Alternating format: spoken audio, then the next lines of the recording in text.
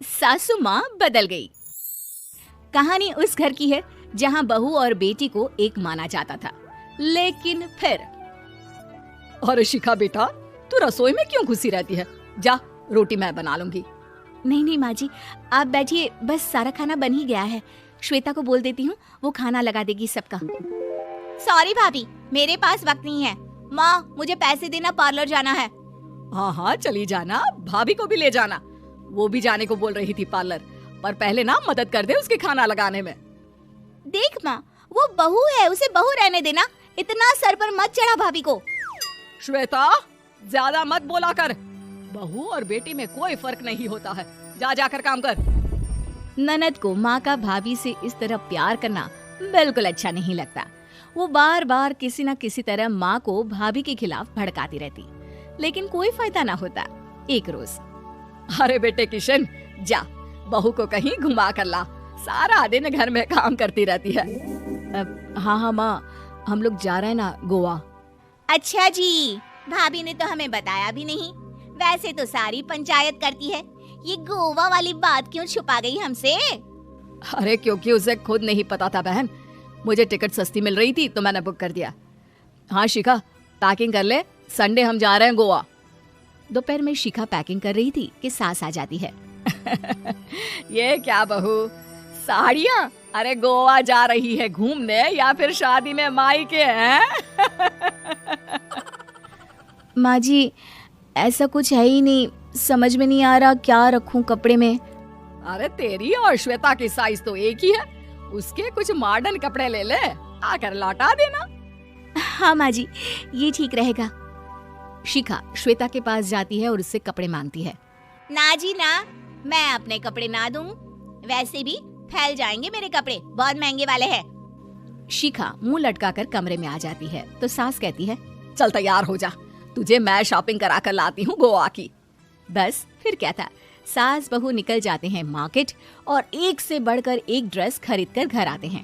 पहले बता देती कि नए कपड़े दिलाने वाली है भाभी को, तो मैं अपने ही दे देती ना भाभी को, मुझे दिला देती नए कपड़े। देख श्वेता, परिवार का मतलब सबके साथ रहना होता है, ना कि सिर्फ अपना सोचना। वैसे भी तुझे अच्छे संस्कार सीखने चाहिए। और रही बात कपड़ों की, तो शिखा, आज से घर पर भी तू मॉडर्न कपड़े ही पहनेगी। कोई जरूरत नहीं है ये साड़ी वाड़ी लपेटने की। अब क्या था, घर पर श्वेता और शिखा एक जैसे रहते। एक बार पड़ोसन आती है। अरे बेटा, अपनी माँ को तो बुलाना, जरा बात करनी है। शिखा सास को बताती है और रसोई में चली जाती है। ये आपकी बेटी बहुत बड़ी हो गई है, इसके लिए एक रिश्ता है, कहो तो बता दूं।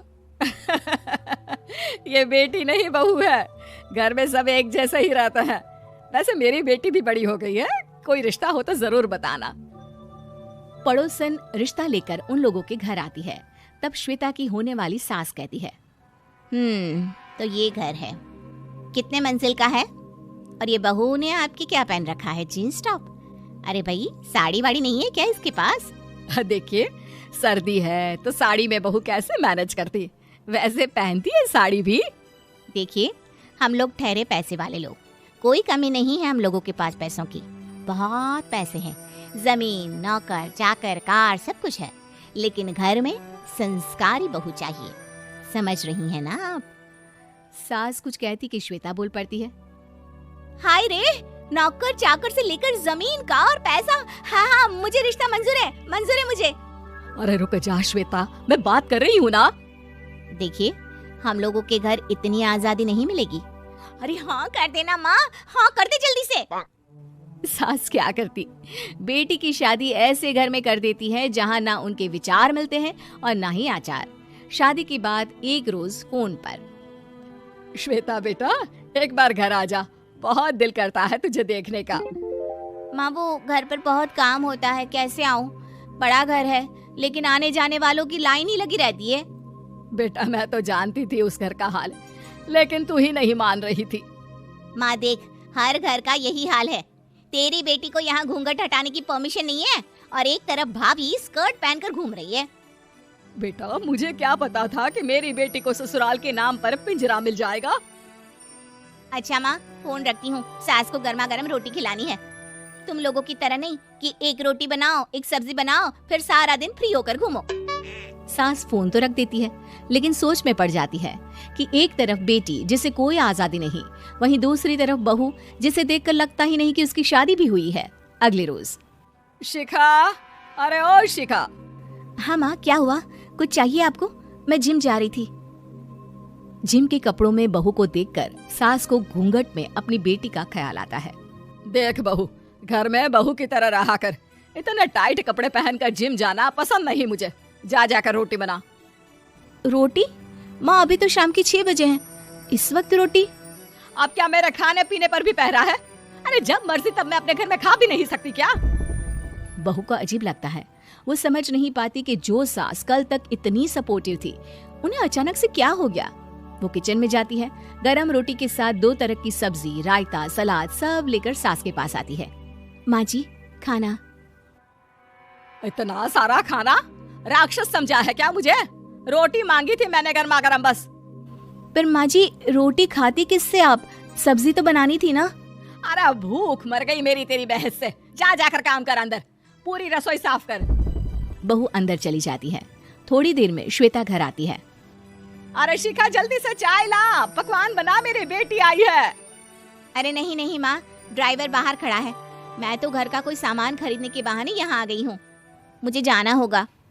अरे बेटा, पर कितने दिनों बाद देख रही हूँ तुझे। रहने आ जाना 2-4 दिन के लिए। आ जाऊंगी माँ, जब मेरी सास मरेगी तब। मैं तो रोज मन्नत मानती हूँ कि मेरी सास मर जाए तो अच्छा है। अच्छा चल, जा रही हूँ माँ। हे भगवान, कैसे कैसे दिन देखने पड़ रहे हैं मेरी बेटी को। सास अंदर जाती है, जहाँ श्वेता की जिम वाली सहेली का फोन आया होता है। क्या बात है, आज जिम नहीं आई? अरे पता नहीं यार, आज माँ को क्या हो गया अचानक। पर खैर कोई नहीं, लगता नहीं कि मैं अब जिम आ पाऊंगी। शिखा स्पीकर पर बात कर रही थी, जिसे सास सुन रही थी। यार ये सास ना होती ही ऐसी है। मैं तो कहती हूँ बुढ़िया जल्दी मरे और तू आराम से जिए। शिखा को सहेली की बात पर गुस्सा आ जाता है। माँ के मरने की कौन सा बच्चा दुआ मांगता है मोहिनी? आगे से ऐसी बात मेरे सामने मत करना। हमारे घर की शोभा ही माँ है। क्या हुआ जो थोड़ी शक्ति दिखा रही है? उसमें भी कोई ना कोई उनकी भलाई ही होगी। मैं तो कहती हूँ भगवान मेरे जैसी सास सबको दे, जो सिर्फ माँ की तरह है। सास वाली तो कोई बात ही नहीं है उनमें। सास ये बात सुन रही थी। उनकी आंख में आंसू आ जाते हैं कि क्यों वो बेटी की किस्मत में बहू को भी भागीदार बना रही थी। शिखा, अरे ओ शिखा, क्या हो गया? जिम नहीं जाना क्या?